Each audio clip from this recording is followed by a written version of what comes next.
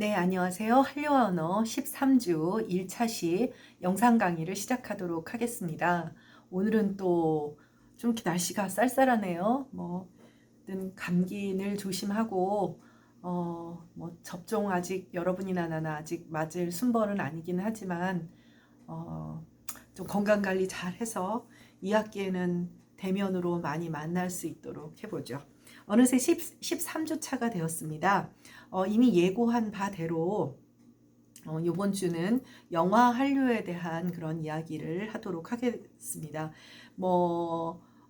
올해 미나리가 비록 그 이제 골든글로브나 이제 아카데미에서 작품상을 받지는 못했지만 이제 그 여우 조연상, 과거에 이제 우리가 수업을 통해서 강소연 씨라든지 또 전도연 씨라든지 이렇게 베니스나 칸느에서 여우 조연상을 받긴 했어요. 근데 이제 아카데미라고 하는 곳에서 어떤 배우가 개인적으로 상을 탄 것도 아주 그야말로 기념비적인 일일 뿐 아니라 또 오랜 그런 어떤 연기 생활을 했던 고령의 여배우가 연기로서 상을 탔다는 것 자체가 굉장한 의미가 있었던 것 같습니다.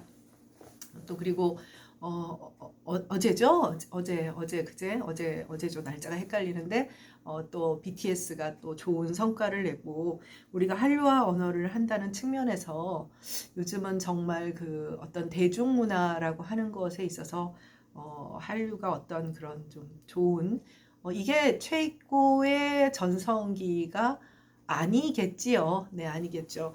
어, 뭐 사실 이제 그 좀 뭐라고 얘기할까 그냥 느낌상 가수는 사실 이제 보면 BTS가 워낙에 지금 대단한 업적을 쌓고 있어서 쉽지는 않을 것 같지만 드라마라든지 또 영화라든지 이런 다른 분야들 애니메이션이라든지 또 그러고 나아가서 이제 다음 주에 살펴보겠지만 순수 예술 쪽에서도 특히 이제 클래식 장르에서의 바이올리니스타 이런 거 말고요. 소설이라든지 이런 쪽에서는 새로운 어떤 이런 그 케이팝의 큰 성공을 통해서 새로운 어떤 컨텐츠로서의 역할을 하게 되지 않을까 그런 기대를 해봅니다. 네, 그거는 아무도 예측할 수는 없는 거지만 네, 그래서 이번 주는 13주 차는 영화 한류에 대해서 살펴보도록 하겠어요.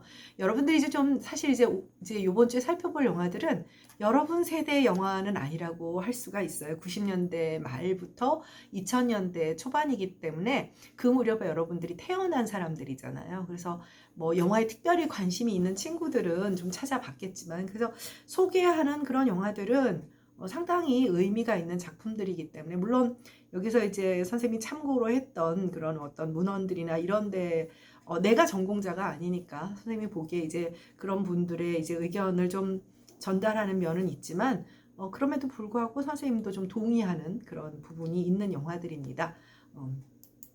이쪽 영화 한류의 등장이라고 했습니다. 우리가 이미 이제 한류가 90년대 말 드라마 같은 경우는 97년 사랑이 뭐길래 근데 사실 영화의 경우에는 더욱더 늦어요. 왜 그러냐면 우리가 드라마와 영화의 차이를 보면 이 차이가 드라마는 훨씬 더 일상적이죠. 그래서 나의 선택권도 사실은 있기는 하지만 훨씬 더 접근성이 좀 더 캐주얼하다면 이 영화 같은 경우는 관람자가 네 발로 걸어가서 돈을 내고 보아야 하는 부분이죠.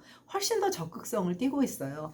그래서 영화 한류라고 글쎄요. 아직까지는 영화 한류다라고까지 말할 수 있기에는 아직은 이제 좀 더 글로벌한 차원이라고는 이제 보기가 어렵죠.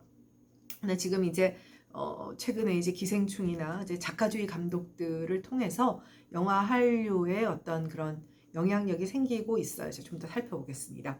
1990년대 이쪽입니다. 후반까지 한국 영화가 해외에서 상영되는 일은 흥행에 성공했다는 평가를 받지는 못했어요. 대중성이 있지는 않았고요. 그저 이제 그 예술 영화로서 또 그리고 특정한 예를 들면 우리가 간혹 동남아 쪽에 어떤 옹박이라는 영화 아는지 모르겠지만 그런 영화들을 보게 되는 경우처럼 아니면 인도 영화를 보는 것처럼 그 정도 위치였던 것 같아요. 근데 이제 그 가장 큰 이유는 뭐냐면요. 기본적으로 어떤 우리 콘텐츠가 글로벌하게 또 외국으로 퍼져나가려면 국내에서도 굉장히 생산적인 어떤 그 시스템을 갖춰야 돼요.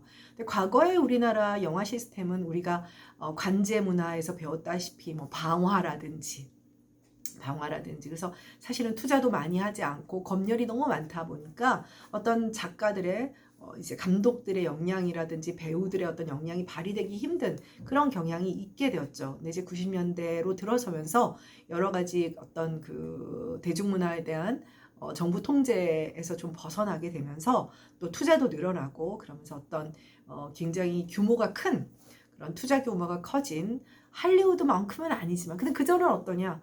훨씬 이제 뭐 투자 규모가 크고 그러다 보니 작품성이나 어떤 시각적 효과가 큰 그런 할리우드 영화에 훨씬 더 이제 많은 사람들이 이제 돈을 내고 영화관을 갔던 거죠. 그래서 거기 1999년 쉔이라고 하는 영화가 있어요. 한석규, 뭐 최민식 이런 지금의 뭐 송강호 핫한 그런 배우들이 나오는 이제 사실 이제 이때부터 시작했던 사람들이죠. 국내 성공에 이어서 홍콩과 일본에서도 이제 성공을 하게 됩니다. 사실 그 당시 이제 선생님은 실제로 가서 봤던 영화인데요. 막 총격신이라든지 막 이러면서 막 다들 야 할리우드 영화 같아 라는 말을 했죠. 글쎄요 요즘은 그런 말 안 하지 않나요? 그런 말 안 하고 우리나라의 어떤 뭐 이런 촬영 기법이나 이런 것도 뭐 대단해져서 뭐 그런 얘기조차 하지도 않죠. 그래서 비교적 선진적이라고 할 수 있었던 홍콩과 일본에서 이제 그런 평가를 받게 되었고 그 직전에 개봉되었던 시문화와 한석규가 사실 한석규는 90년대 후반부터 2000년대 중반까지의 가장 최고의 그 배우였어요. 지금은 이제 활동을 이렇게 열심히 하지 않는 그런 아마 여러분들은 세종대왕으로 출연했던 그 드라마 정도를 기억을 할 텐데 그래서 거기 8월의 크리스마스 아마 시문화와 한석규 주연의 아마 제목은 들어봤을 거예요.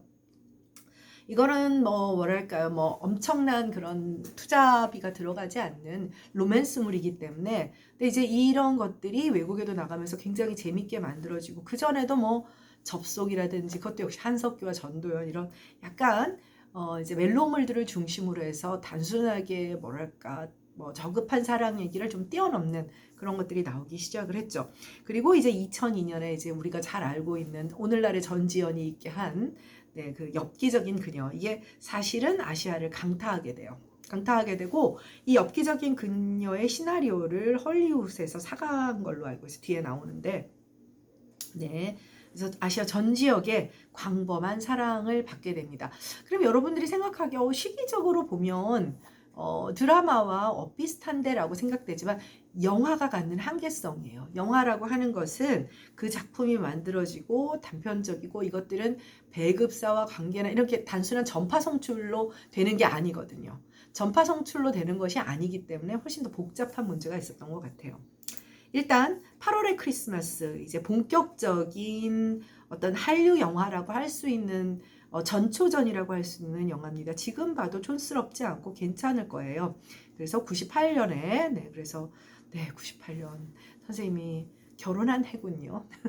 아주 늦게 결혼했죠. 요즘은 뭐 여러분들 뭐 20대 한다는 건 말이 안 되지만 선생님은 그 시절에도 늦게 결혼을 해가지고 네, 여기 보면 불치병을 앓는 30대 중반의 사진사와 20대 주차 단속원의 사랑을 그린 영화.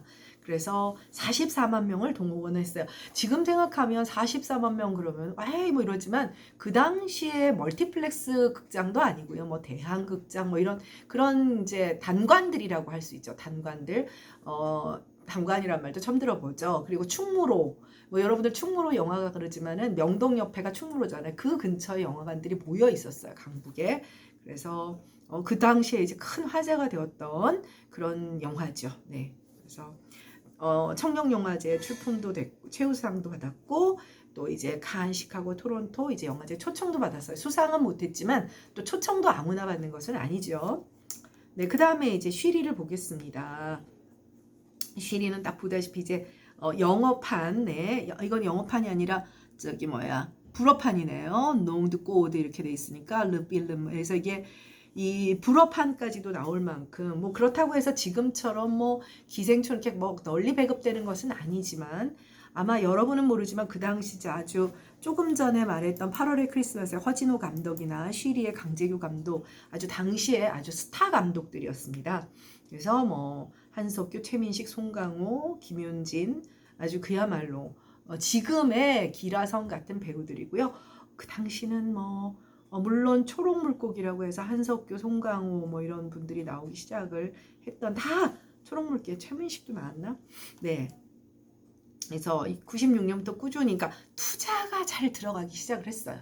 그리고 민주화와 더불어서 소재나 이런 것들에 대한 어떤 검열도 줄면서 이제 급격한 성장 발판이 일어났고 서울에서 244만, 전국 620만 명 상상을 초월. 중요한 건 그 당시 데이트를 쳤던 타이타닉보다 흥행 기록이 우리나라에서는 높았다는 것이죠. 그만큼 선생님도 이 장면을 봤던 게 기억이 와 저런 총격신이 와 저런 장면이 일단은 뭐 시나리오도 시나리오지만 어떤 그런 촬영 기법이 물론 이제 그 당시만 해도 할리우드와 비교됐지만 저렇게 나올 수 있어? 라는 생각이 드는 그런 작품이었어요. 그래서 이게 한국 상업 영화의 예상과 스펙타클한 그런 스펙타클해지려면 돈이 필요한 거예요. 근데 그만큼의 어떤 투자가 가능해진 왜냐면 투자를 한 만큼 블록버스터라는 개념이 나오게 되면 이제 이윤을 창출해낼 수가 있으니까 투자를 투자처를 찾아내는데 용이해졌던 것이죠. 네, 다음 5쪽으로 가도록 하겠습니다. 젊었던 시절의 전지현과 너무나 아기 같은 새아이 아빠 차태현의 모습입니다. 사실은 차태현보다는 이 엽기적인 그녀에서 이제 아마 여러분들 이거는 뭐 꼭 보진 않아도 하도 뭐 차용이 많이 돼서 그야말로 전지현은 엽기적인 그녀예요. 전지현이 사실은 그 이전에 그 테크노 댄스라고 해서 이제 그 엉덩이 춤을 추는 그런 그 CF가 있었어요. 그런데 그때 이제 요즘은 여러분도 알겠지만 옛날엔 그런 게 없었는데 엉덩이 라인을 이쁘게 해주려고 그 이제 뽕 같은 것도 넣고 그러면서 이제 좀 뜨기 시작하면서 같이 이제 나오게 되었죠. 근데 이제 전지현이 사실은 그래서 전지현이 청순하면 드라마가 성공하지 못한다라는 얘기가 나올 만큼 사실은 굉장히 청순한 이미지의 여배우인데도 실제로 이 사람이 뭐라고 할까요? 그 뭐 김희선이나 뭐 이런 또 뭐 이런 예쁜 여배우들, 요 또래 여배우들과는 달리 예능에 거의 나오지도 않았고 그래서 사실 원래 이런 그 엽기적인 그러면 코믹한 여주의 성격을인지 아닌지는 알 수가 없어요.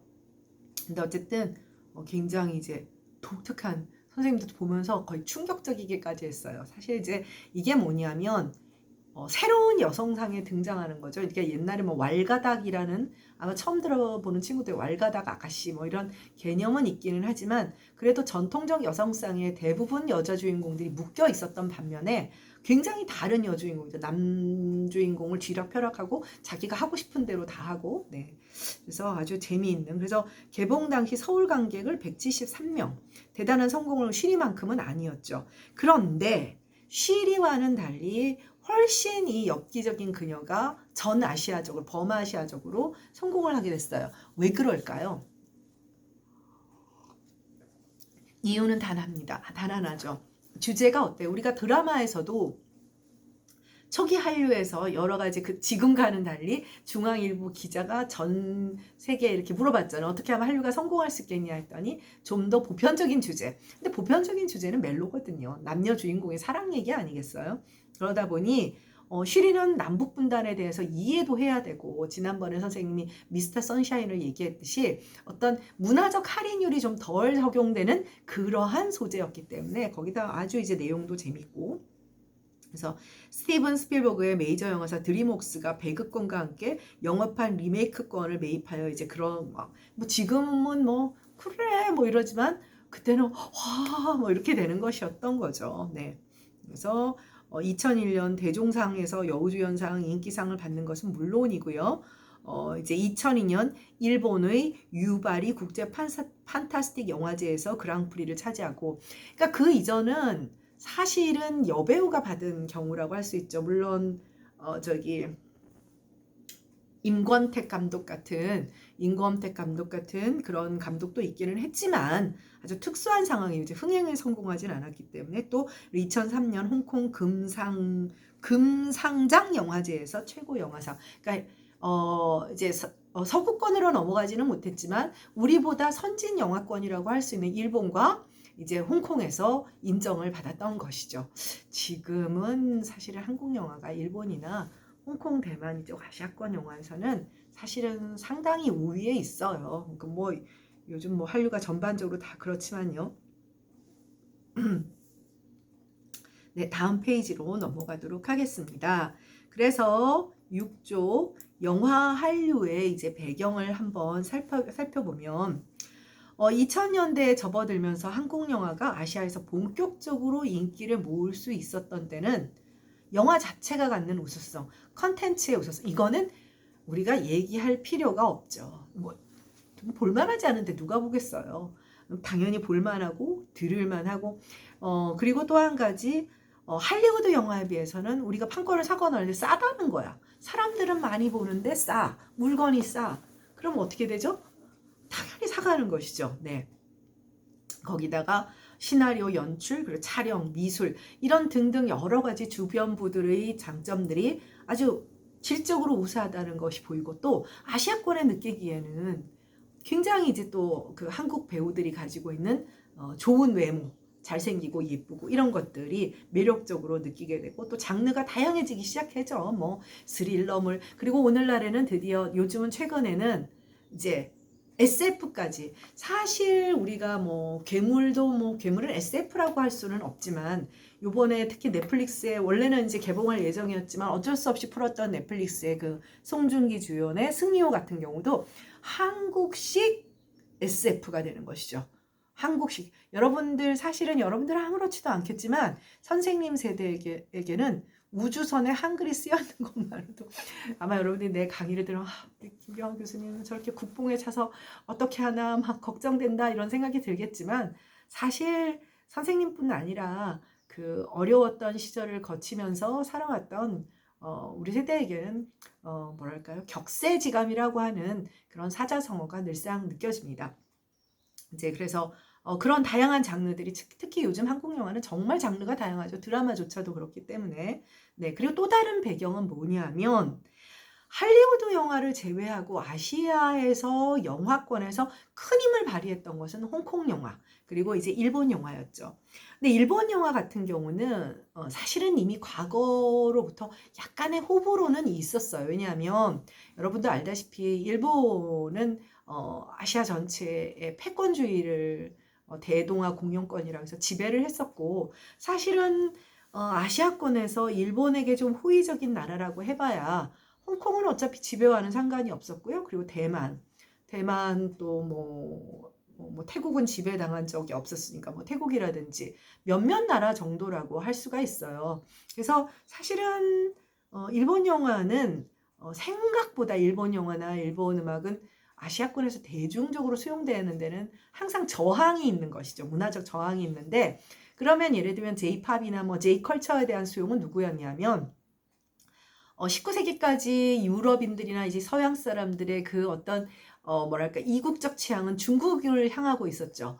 뭐 기본적으로 고대 문명의 발상지고 하다 보니 그런데 이제 사실은 18세기 메이지 유신을 거쳐서 일본에 이제 개화를 하게 되니까 훨씬 접근하기가 쉽잖아요. 그러면서 이제 2차 대전 이후에 세계 경제대국으로 부흥하게 되면서 50년대 이후 사실 그 발판은 한국전쟁이었죠.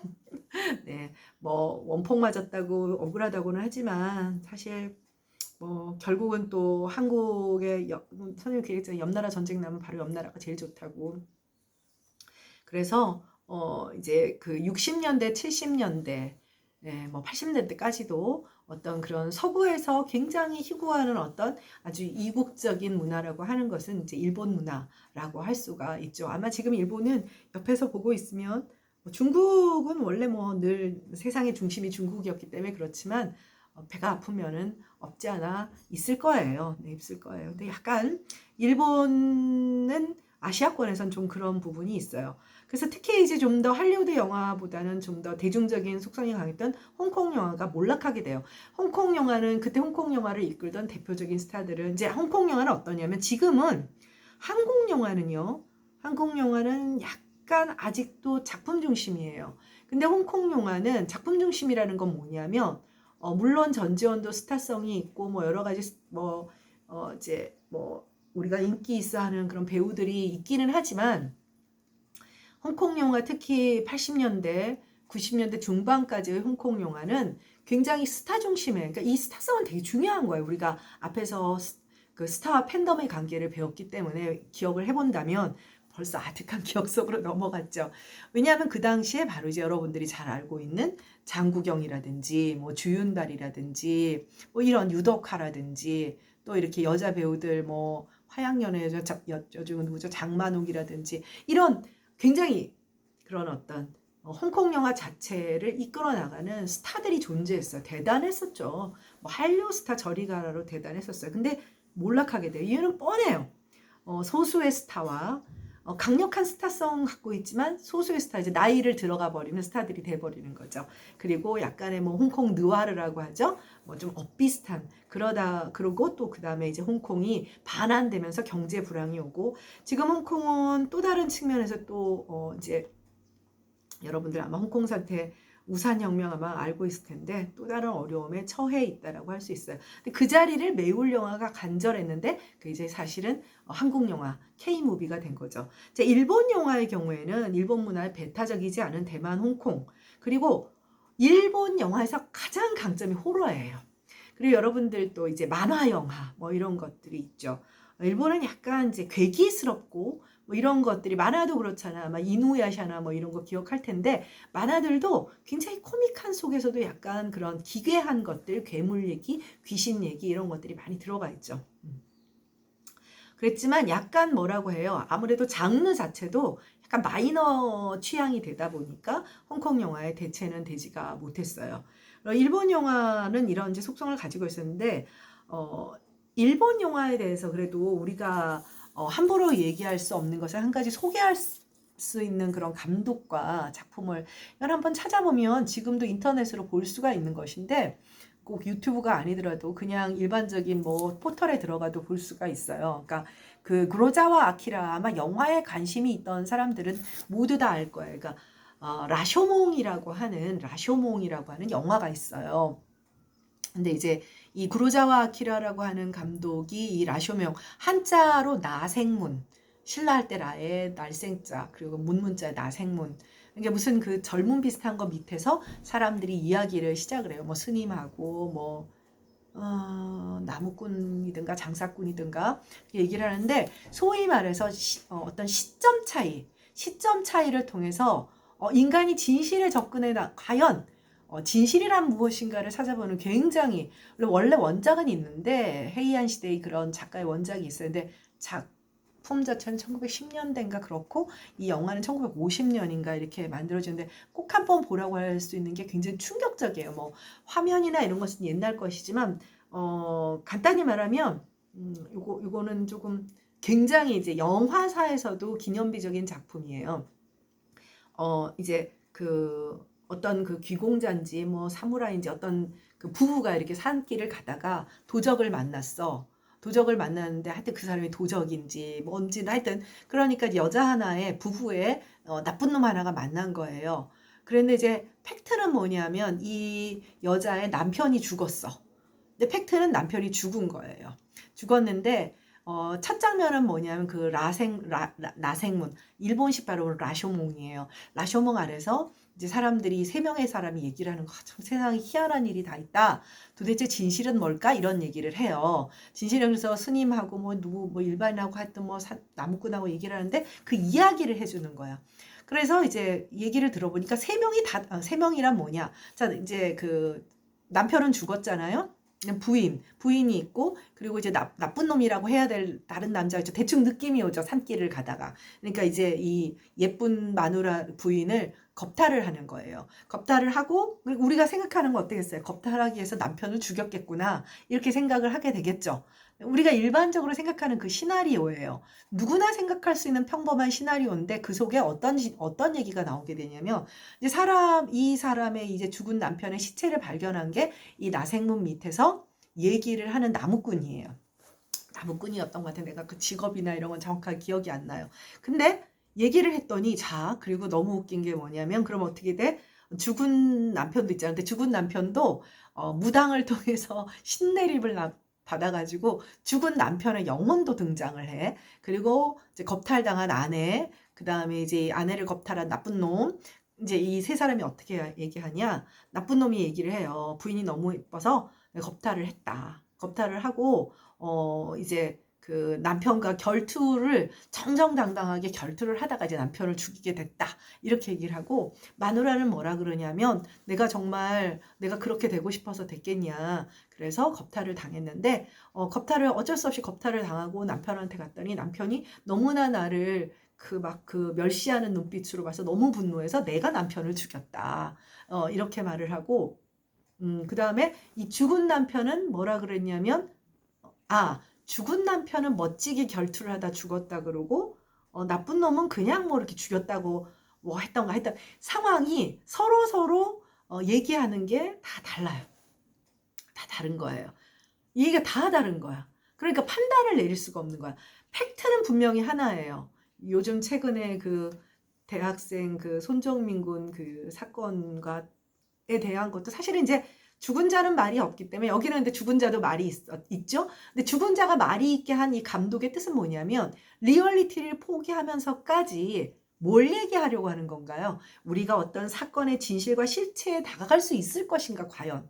분명히 그 사건에 세 명이 같은 사건에 휘말렸음에도 불구하고 그 어떤 누구의 말도 같지가 않은 거예요. 사실 굉장히 극단적으로 다르게 만들어 놓은 이유가 바로 이 구로자와 아키라 감독이 노린 바죠. 그래서 굉장히 이제 그 서구에서도 훌륭한 그런 영화로 꼽히는 근데 지금 잘 들어보니 이런 관점은 우리가 흔히 추리물이나 스릴러물 또 수사물 같은 데서 많이 보는 그런 이야기죠. 회상 장면이 서로 다르고 여기서 다 비롯된 그래서 굉장히 이제 좋은 작품이에요. 사실 이제 이런 50년대, 60년대, 70년대 뭐 빌보드에서 일본 가수가 뭐 1위를 한 적도 있고 뭐 있어요. 그러다가 사실 선생님이 대학에 들어갔을 때만 하더라도 이제 여러분들이 지금 말하는 클럽에 해당하는 디스코텍에서 J-팝들이 굉장히 많이 흘러나왔어요. 공중파에선 나올 수는 없지만 이제 그런 장소에서는 J-팝이 흘러나왔죠. 그래서 뭐 엑스제팬이라든지 뭐 그런 거 아마 여러분들 들어봤을 텐데 어쨌든 이 구로자와 아키라의 라쇼몽은 여러분들 한번 선생님도 뭐 기본 줄거리는 크게 다르지 않죠. 그리고 또 한 가지는 뭐냐면 그런 얘기를 했던 그 나무꾼과 뭐 스님하고 이런 사람들 있잖아요. 근데 거기도 그 나무꾼도 그 살인에 사용됐던 비싼 단도를 가지고 있는 거야. 그러니까 이 나무꾼도 진실을 말하는지 아닌지 알 수가 없는 거예요. 그러니까 참 진실, 사건의 실체, 인간의 본성. 그래서 이게 그 원작자 이름이 생각이 안 나는데 원작 소설가도 유명한 사람인데 이 원작자가 기본적으로 어떤 인간의 뭐랄까 악한 본성 뭐 이런 것들을 좀 얘기하는 사람인 것이죠. 네, 그래서 일본 영화 네, 그런 얘기를 좀 했고 그래서 결과적으로 대체할 수 있는 영어 한류 이제 사실은 K-팝이 BTS가 뭔가 서구 젊은이들에게 소비되는 이유가 있는 거죠. 소비되는 이유가 있는 거고, 사실 이제 그 촬영 기법 얘기가 나왔으니까 말이지만, 영화하다 갑자기 얘기가, 여러분들이 초기에 이제 빌보드나 뭐 이런데, 아메리칸 뮤직 어워드에 초대를 받아서 BTS가 공연을 했을 때, 그 팬들이 굉장히 불만스러웠죠. 카메라 워킹이라든지, 저거 왜 저렇게 제대로 못 찍냐. 그리고 사실 요즘은 한국에서 만들어서 팬데믹 때문에 송출을 하잖아요. 근데 중요한 건 뭐냐면 화면이 정말 대박인 거예요. 이제 선생님이 봐도 야 우리나라 진짜 옛날에 그 뮤비에서 시작해서 정말 대단해졌다. 이게 마이클 잭슨과 마돈나의 뮤비를 뛰어넘는 뮤비가 나온다. 이렇게 되는 거죠. 그러니까 사실 뭔가 서구의 어떤 팝스타들로 충족되지 않는 것이 대체되는 거죠. 항상 그렇게 되는 것이거든요. 네, 다시 돌아와서 7쪽을 보도록 하겠습니다. 네. 7쪽은 영화 한류의 위치입니다. 이제 현재를 살펴보자는 거죠. 한류 콘텐츠 속에서 영화의 위상은 어느 정도냐. 사실 K-팝이나 K-드라마에 비해서는 아직은 영향력이 약한 건 분명해요. 이렇게 뭐 아카데미 상도 타고 이랬지만 아직은 감독 중심의 작가주의라고 할 수가 있어요. 이전과는 달리 특히 아시아에서는 널리 소구가 되고는 있기는 하지만 우리가 앞서 드라마를 통해서 느꼈지만 국가마다 어떤 영화에 대해서는 굉장히 이제 그러니까 말하자면 그 소비 성향이 다르다는 것이죠. 사실 뭘 할리우드 영화에 대해서도 비슷해요. 우리나라가 할리우드 영화에서는 왜 최초 개봉을 하는 경우도 굉장히 많은 게 그럼 일본은 왜 안 가느냐? 우리가 음악 산업에서는 일본의 시장이 대단하지만 사실 일본은 마블 영화 같은 것은 거의 흥행이 안 된다고 들었어요. 그러니까 우리가 일본 영화를 잘 소비하지 않는 것하고도 같은 맥락이 있어요. 조금 각 지역마다, 각 국가마다 그런 배경들이 있는 것이죠. 그래서 현지의 인프라와 시장 성숙도에 따라 이제 수용의 양상이 달랐던 것이죠. 그래서 만약에 영화 분야의 한류가 확실히 존재한다라고 우리가 말을 하려면 첫째, 세 번째 단락입니다. 한국 영화가 안정적으로 상영되어야 하고 둘째, 한국 영화를 소비하는 관객이 일정 수준으로 유지되어야 된다는 거죠. 예를 들면 특정 뭐 기생충 보고 와 하고 끝나는 게 아니라 예를 들면 인도 영화 같은 경우 과거에 새얼간이 같은 것들이 봤는지 모르지만 굉장히 우리나라에서도 히트 친 적이 있어요. 그럼 우리나라가 인도 영화를 아주 그 일상적으로 소비하냐? 그렇지 않죠. 그러니까 특정 영화가 특정한 시기에 특별하게 소비될 수는 있지만 마치 모든 할리우드 영화가 우리나라에서 소비되는 것과 같은 맥락이 아니기 때문에 이제 요거는 그러니까 K-팝은 어떠냐 그런 상황이 되어 있는 것이죠. 네, 그래서 영화 한류도 드라마라든지 K-팝처럼 좀 더 영향력을 가지기 위해서는 다음과 같은 두 가지 조건이 전제되어야 한다. 첫째, 드라마나 K-팝의 수용량, 즉 국가나 문화별 수용 양상의 차이를 파악하고 참고해야 하며 둘째, 영화 컨텐츠의 특성상 각국의 영화 산업의 구조에 대한 분석도 확인해야 된다. 발리우드란 말 들어봤죠?